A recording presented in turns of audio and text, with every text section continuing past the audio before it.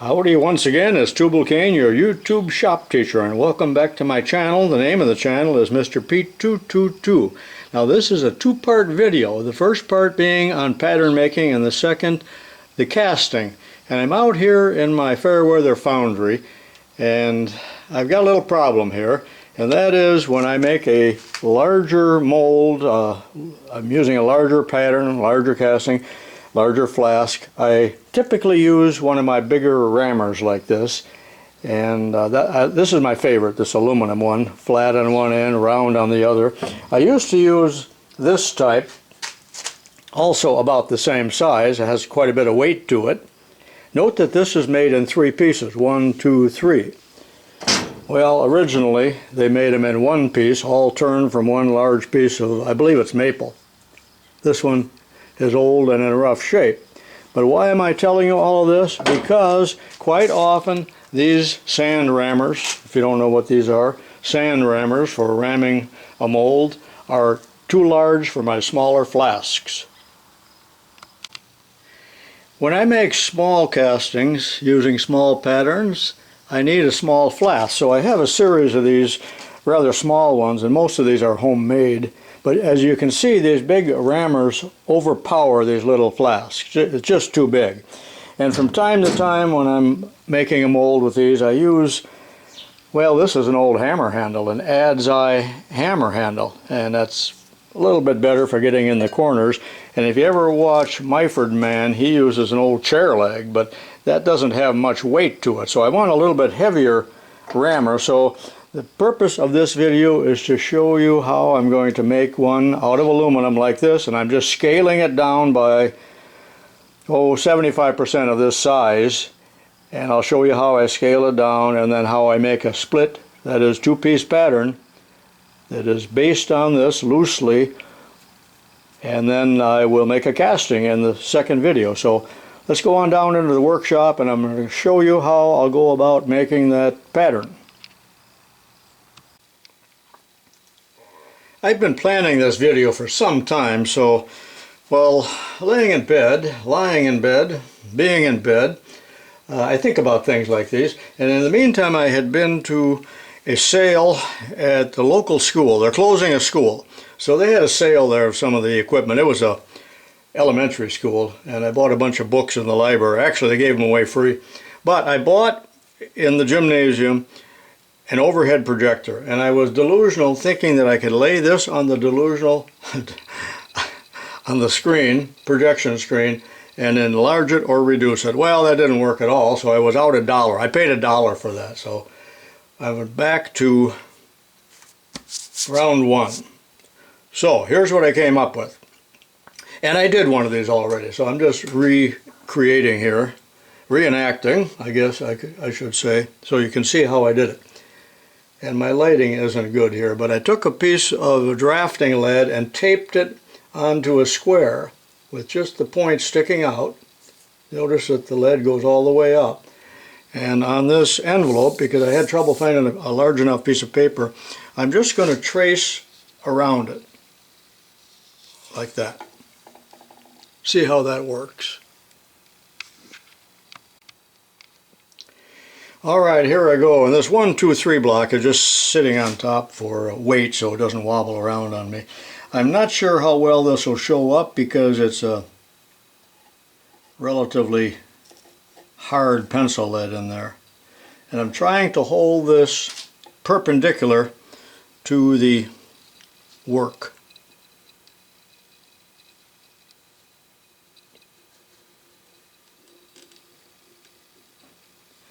Now there'll be some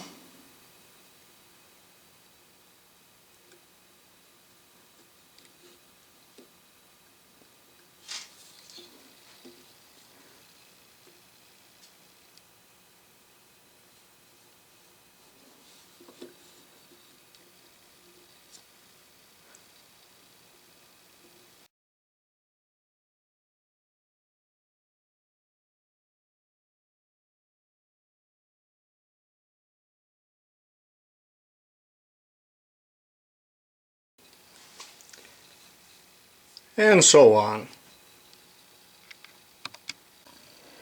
Now I'm back on the bench and I need to do just a little fill-in work here with my pencil so that'll pick up on the Xerox machine and so on, although it looks pretty good. So that's 100% of this. I want about 75%, so what I did, and again this is a reenactment, I took this down to the copy store, and you know what, I was shocked. I had to teach her how to reduce it. She had never had a request on reducing work.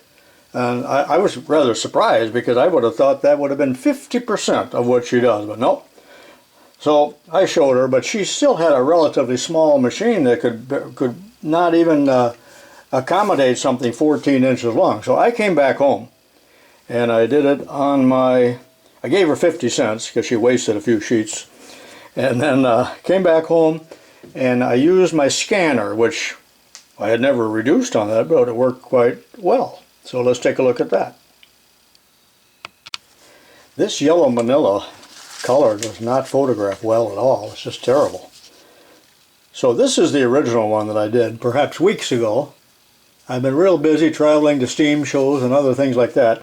And I had to use 2 pieces of paper until now I finally came up with the idea of using that. Too late.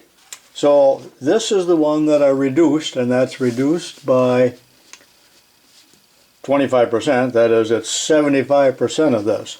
And that's the size that I'm going to make it. And then I can also, after I make the casting, cut this off or make it whatever size I want, or make it a little bit smaller on this end. On the pattern, the wooden pattern. Also, this round end here might end up being a little bit smaller even than what you see here. So, that's it. 75%. Now I didn't want to get it too small or my hand will not fit in here. Because in fact, even though I have rather small hands, I want enough room so it doesn't hurt my hand when I'm ramming. But I believe this is going to be all right. And matter of fact, I'm committed to this. So on with the pattern making. You know, I've made a lot of patterns over my life, and many of them on YouTube, but I'm still far from being a master pattern maker. I'm really a metal worker, is what I am. And a lot of my patterns were made out of metal if you look back at them. But several things are. First of all, this rammer has some kind of rubber glued onto both ends. I don't intend to do that. Mine will just be solid aluminum, so I have to increase the size a little bit to accommodate that. But anyway, I like to use maple when I turn on the lathe. And these are 2 pieces of maple that I've had for many years. And they originally came from the dumpster at the school, and they were some kind of athletic apparatus that was taken down from the girls' gym. So it's well seasoned, but I had it in my attic so long in the garage where it gets really hot that, and these were about 12 foot long.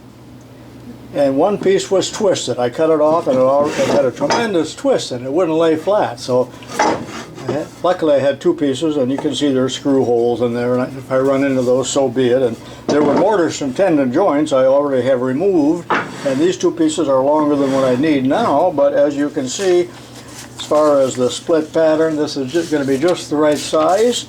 And even though I have trimmed it to the preliminary length, I'm going to trim it again. And I'm going to allow about an extra inch on each end over this, and I don't know why I do that, but I'm always thinking of how I'm going to hold it in the lathe, or even how I might hold the casting if I leave those extensions on, and I have some way to turn it on the lathe to clean it up and polish it and file it or whatever I might do, although you can see they didn't do much on this. It looks like probably a belt sander, but they didn't even remove that, and so be it, there's no need. So, alright. And then these 2 pieces have to be glued together at some point with a piece of paper in between them, and you've seen me do that. That way they can be separated after turning. But the problem here is that this wood has been varnished, so possibly this side hasn't. Maybe that, but I will have to take it down to bare wood so it can be glued. So several things there. I'll cut this and do that and get back to you here after lunch, because I'm getting pretty hungry. It's 12:15. And tonight a big tractor pull, so I don't have a whole lot of time to work today.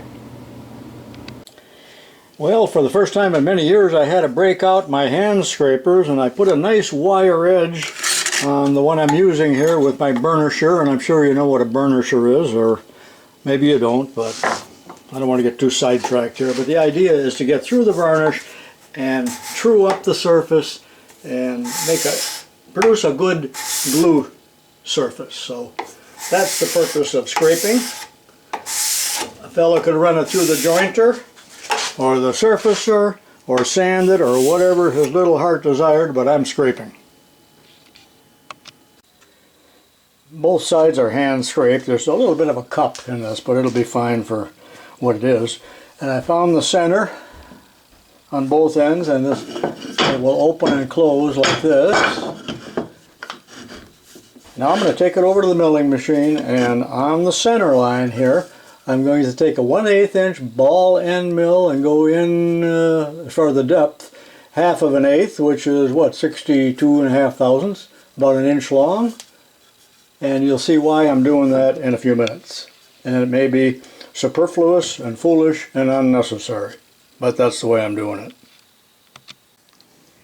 I think you know that us metal workers often turn a woodworking job into a metalworking job, but here I am on the mill, and never mind that chuck, because it's only an 1/8 inch ball end mill, and I will feed up, raise the knee 65 thousandths.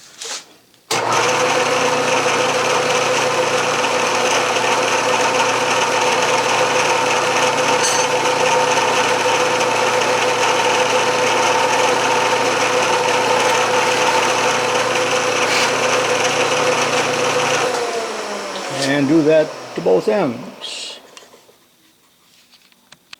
Back at the bench, and now let me explain why I put these two grooves in here. And it may seem senseless, but I've had consistent problems over the years with split patterns, at least the way I do it. When I later go in there, I need a center hole on each end for the lathe center. And if I just drill using a center drill like this, quite often it doesn't truly bisect that line. So in other words, it's a little bit off one way or the other. Then when I'm done with the pattern, one side is actually a little bit thicker than the other.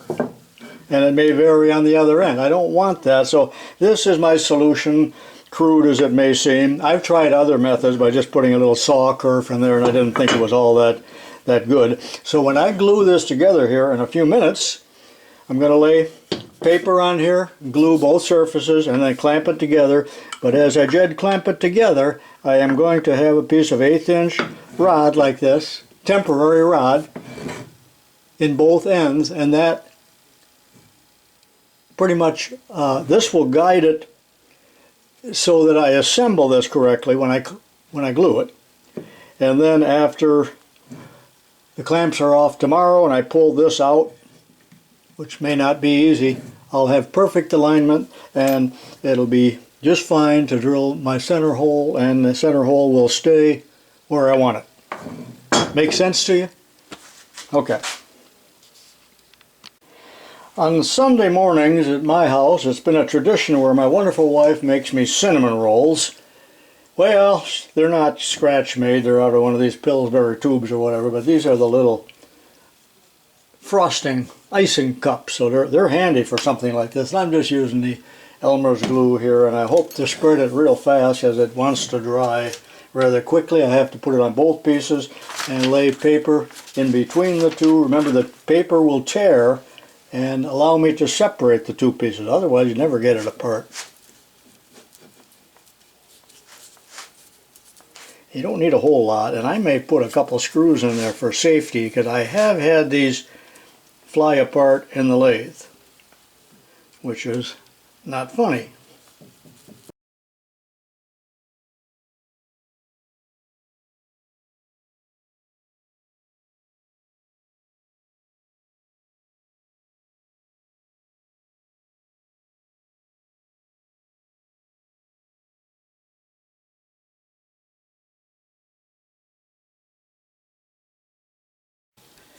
You wonder who would have taken a wonderful Armstrong clamp, of course I only paid $2 for it, and drilled a huge hole at the very point at which it probably would want to break. Oh well.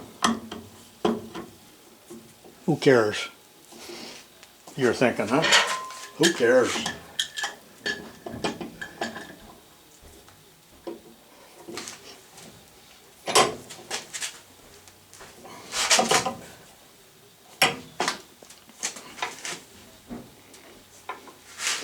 Okay, I'll see you on the morrow. Good morning, I'm back again. The glue has set or hardened or dried, whatever you want to say. And I pull the pins out here. They gave me the alignment that I wanted.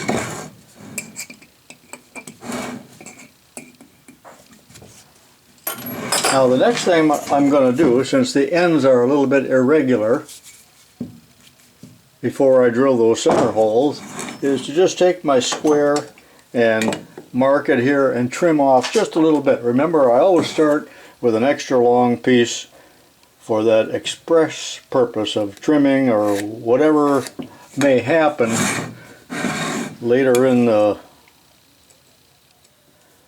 project. And last night I went to the tractor pull I was telling you about 40 miles from here, and my buddy Dwight, who is my traveling partner, pulls two tractors, a Moline 707 and a John Deere, and after a rather poor performance this summer, had 2 first places last night, so it was very exciting. Now I'll trim that off and be right back, just on the bandsaw. Time for a little related material on pattern making and pattern making woods. And the Kent Collins, along with the Freeman Company, were the premier companies of supplying pattern makers years ago. I think this company is still in business. I believe Freeman is long gone. They have everything for the pattern shop, you know. But I think this is from the late 40s. From the looks of the trucks, it must be, but in addition to selling all kinds of pattern making supplies in here, they sell a lot of wood pattern lumber. And the 2 premier types of lumber, look at this guy in a felt hat, looks like my dad. They're showing mahogany being brought in from whatever countries. But the 2 major pattern woods were always white pine and mahogany. And there's pages and pages of, not pages, a page telling all the different sizes that they had available. Look at they had 20 footers of 1-inch boards. And there they are in the tropical jungle pulling it out. Well, why am I telling you this? Because I've saved these big pieces of mahogany. I've probably had these for 30 years, and I'm always waiting for just the right job, and I was going to use it for this project. It's just beautiful wood. Do not confuse that with Luan mahogany. I don't know if this is Honduras mahogany or what kind it is, but I am so enamored with using maple for turning, and this is essentially a turning project rather than sawing and sanding and everything to other straight dimensions. So I believe the mahogany is a little bit softer to work with, and of course so was that white pine that they showed, but maple just a wonderful turning wood, and that's why I'm using it. Okay, I guess that's enough of the sideline there. Back to the business at hand. So the first thing I'm going to do, and I sawed off the ends as I promised, and there's my pilot hole and a number 4 center drill, which has an 1/8 inch pilot. So I'm going to take that over to the drill press. I'll do it off camera, and since the ends are squared up, it's going to set nice and square on the table, and I'll drill my center holes. Again, that hole assures that the center hole is 50% on one piece and 50% on the other, and that of course is the parting line. I don't know if I have used that term, but you guys know that that's the parting line where the 2 halves of the pattern come together. Be right back. Alright, the center holes are drilled 60 degree. So how am I going to hold this in the lathe? Well, there'll be a dead center, or it could be a ball bearing center in this side, this end. But the other end, of course, is the driven end. So how am I going to drive it? I can't put a lathe dog on there, and there's a lot of different ways to do that. And certainly on a wood lathe, and some of you guys out there are wood butchers, but we would often use a spur center. And I got all kinds of them here. The problem with the spur center is that in a larger diameter like this, it can literally, let me use this one, spin on you, because there's quite a bit of diameter here and the corners are going to catch, although I'll trim some of that off before I start. Also, when trying to drive a spur center into the end grain like this on a hard rock maple, it really is hard to drive it in there, and I've already sometimes marked them and then gone back and used a Dremel or something to make a little groove for these to grip into. So anyway, I'm not going to use that. And here's another method, and this is one that came with my Atlas lathe. Remember, that was mouse urine that caused that tremendous corrosion. But this is another good idea here that would screw in, but not into a center hole, but those can strip out. Well, to prevent it from stripping out, one could put some holes in here and screw it in. Also, this can be held onto a faceplate, just a lot of different ways. But the way I came up with, and it took me 20 minutes to make this, and I just did it a few minutes ago, just a piece of scrap 3/4 stock. And this is a bushing that I had in stock, and I drilled 4 holes, actually 5, one for a set screw. And the principle here is that this can move in and out. Are you following this? Like this, to whatever depth, arbitrary depth that I drilled my center hole. And then I'm going to, here in a minute, drill some holes. Whoa! And put a couple screws in there. I don't know if I need 4. I drilled 4 holes just in case, but you see what I'm going to do here, and that will be the driving end of this big block of maple. So I'll get the screws in there off camera. See you in a minute. I just used 2 number 10 screws. That's probably all I need. And this is way too long, but I'm not in the mood for even taking a moment to saw it off. Tighten it down, and that is ready to put in the lathe. And this will be held in the 3-jaw chuck. That way I don't have to take the chuck out and change the tooling. I think I can do it all this way. If necessary, this can also be put on the other end later on. I don't know exactly how I'm going to do that. So let me prepare the blank now for turning. I would like to have a center line on this side. On the other side, I already have it here, of course, the parting line. So with my height gauge set, and that doesn't need to be that accurate.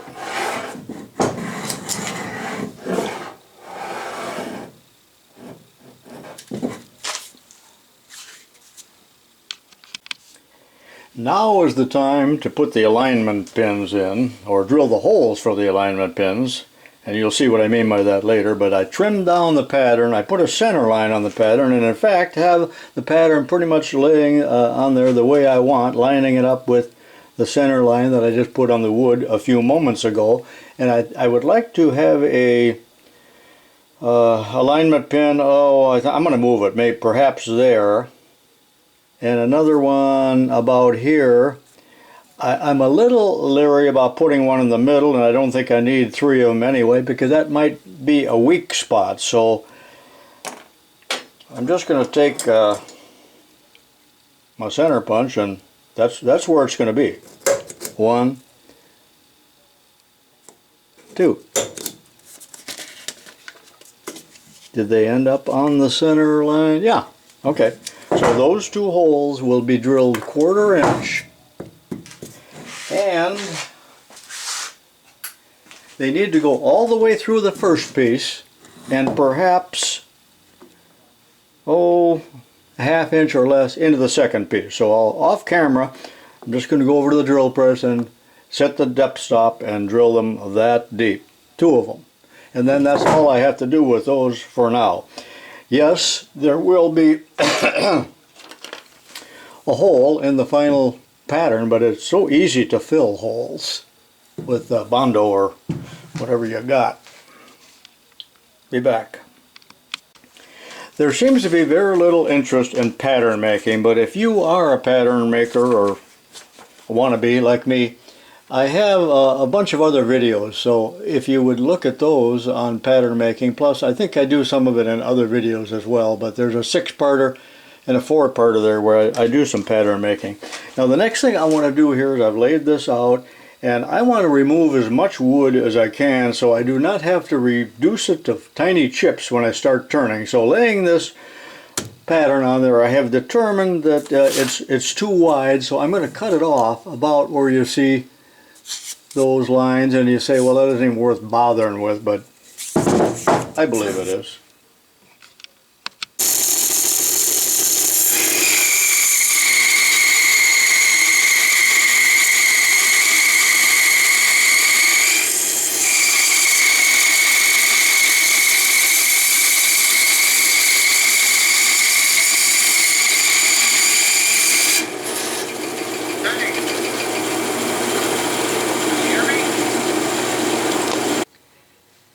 This is the setup on the closing lathe, and as you know, this is an extremely accurate chuck. That's my gator chuck that was given to me by the company or the distributor, and it's still a big chunk of maple, and I need to slim it down to this size. And even though I've already trimmed a little bit off of here, that's a lot of wood to remove, so I'm going to carve it down a little bit more with a bandsaw before I start turning. So take a look at how I'm going to do that. And now, to further reduce the bulk, I have glued the pattern on. I'll go over to the bandsaw, and I'm essentially going to remove a lot of this material right in here.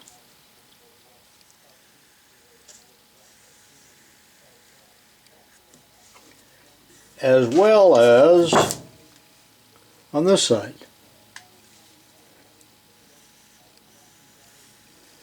And I think you'll see how much time this will save and mess when I actually start turning it. Now there is a man, I've been watching some of his videos, that's doing similar projects, and he has made up a neat setup, only it's on a woodworking lathe using a side grinder with some kind of cutter and following a template or a pattern, reducing in a matter of minutes all of the waste stock. But it would be so messy you'd have to do it outside. I would like to do something like this, but I do so very few of these, it just isn't worth the setup and the extra work. And this is a lot of work too.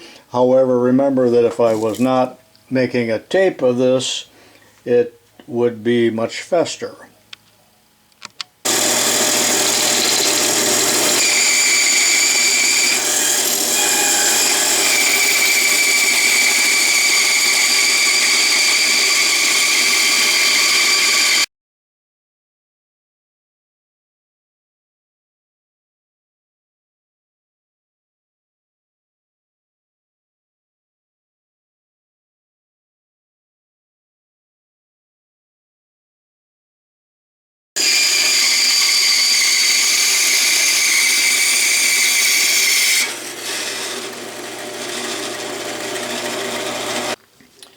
Well, so far it looks something like that, but of course I cut this off too, by the way. I cut off my other pattern, so I think you've all done work like this before. You know, you got to temporarily fasten it back on.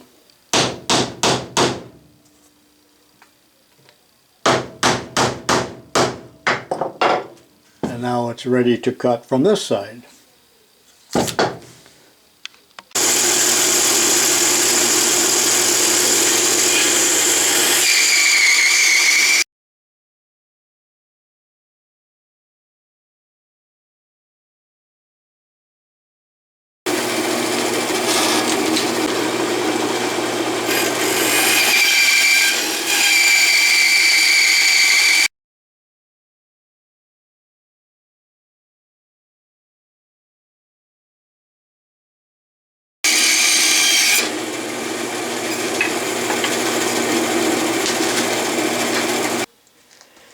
So much for the bandsaw work. Now I believe you can see how much turning this saved me. This would all have to be turned into chips.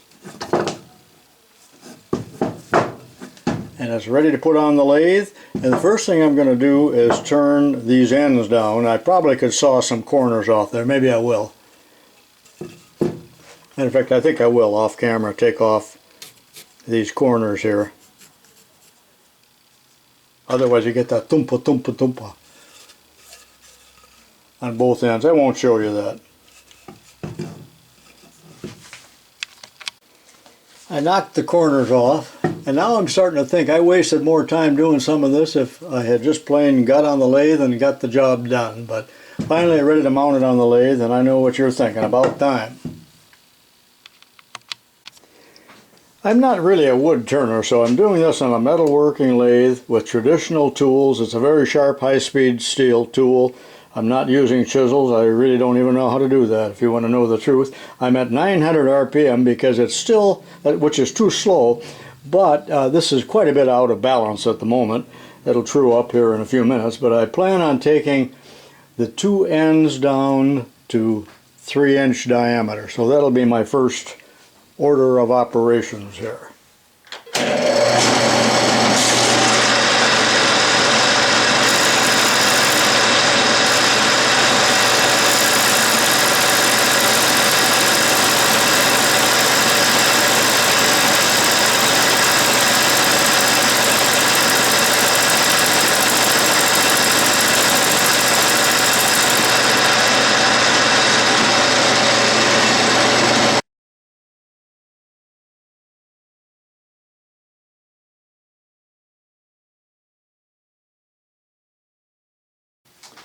I'm down to 3 inches here and on the other end as well. The next thing I want to do is to take these two high spots here in the middle, which represent these, down to 1.5 inches, and I'm using calipers for that, and I won't show all of that, just this first pass, because I have to use the vacuum cleaner to try to control some of the chips, and that's incredibly loud.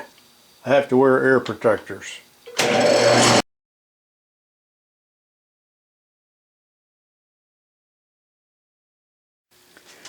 The turning is progressing nicely, and I'm pretty much done with the center section here. And now I'm going to work this area here before I reverse the entire thing in the lathe. Now I'm not going to get real fancy here probably with the curves, and I'm going to simplify it a little bit. There's been no sanding done yet at all. That'll be the very last thing that I do. So on with the show. Looks pretty good. I'm satisfied so far. I turned this 60-degree angle here, but that exposed that hole that I talked about earlier for the alignment pin. So here's a piece of 1/4-inch birch doweling, and I'm going to glue that into place, and then while I still have this set up, I'll remachine that. Now it'll still be kind of ragged there, and I'll have to use some Bondo. Similarly, down here in these corners, I intend to put a fillet in there later on, so they're going to be just kind of squared off for now. And the finish is really very rough with this tool and will require a lot of sanding. Then I'm going to get back into this corner here. I don't know if you can see it, but I'll glue that right now. Well, we got to take a little break here. This video is running too long. It's already 40 minutes long, and that's only about at the halfway point. So I'm going to break it into two, and be sure and watch part 2, which is number 397, and I will finish this up, and hopefully then in 398 ram up a casting, and you'll see this in aluminum rather than wood. I hope you're enjoying the video. It's been a long one, and it's taken me a long time to make these videos, so if it's a 40-minute video, probably took me 3 days. So I have a lot more in store for you in the next episode. Hopefully some things that you've never seen before. So be sure and stick with me. Subscribe to my videos, and I'll see you in number 397. I hope. So long for now.